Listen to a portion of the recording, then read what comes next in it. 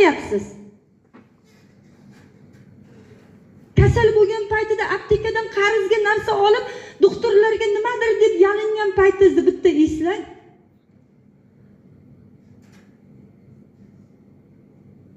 Ota-onangizni xabar ola olmay bugun nima olib borsam ekan degan holatda bitta eslang.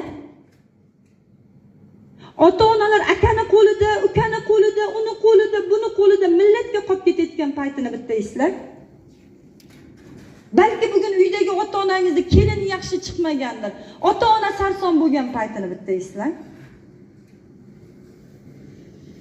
Mana nima uchun yig'layapsiz? Nima uchun ko'zingizga yosh kelyapti? Toping o'sha qalbingizdagi og'riqli nuqtangizni. Men ham shu joyga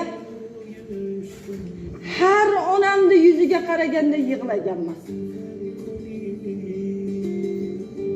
Har doim farzandlarim yuziga qaraganda yig'laganman.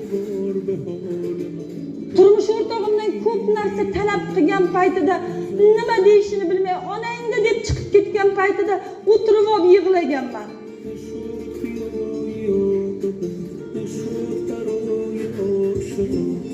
Toping bugun sababingizni. Qo'ying maqsadni. Qo'ying pulni. Bugun nima sizni bo'g'ib turibdi? Bugun qaysi joyda sizda qiyinchilik bo'lib turibdi? Kerak joyda, hamma joyda pul gapiradi. Kerak bo'lsa kiyinishingizga qarab sizni o'tirg'izadi borgan joyingizda. Pulingizga qarab to'y marakaga aytadi. Bugun sizni ham farzandingiz odamlar ichida shunaqa ajralish holati bo'lmasligi uchun bugun siz qilishingiz kerak mana shu ishni. Tushunyapsizmi? Bugun balki qudalar nimadir deb sizni oyoq osti qilayotgandir. Qaysidir o'g'lingiz, qaysidir qizingiz uchun sharoitni siz yaratishingiz kerak.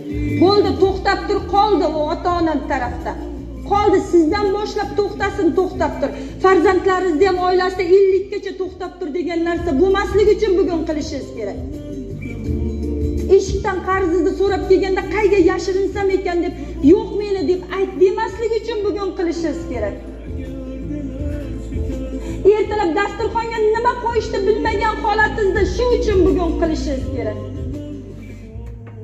1 kilo go'shtni qarab munchadan kesib, chumchuqni kallasday qilib solmaslik uchun bugun kilo go'sht qaynatish uchun qilishingiz kerak.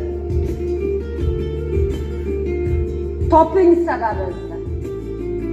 Toping bugun. Agar sizda sababni topib olsangiz, bugun sizda ikkinchi ichingizdagi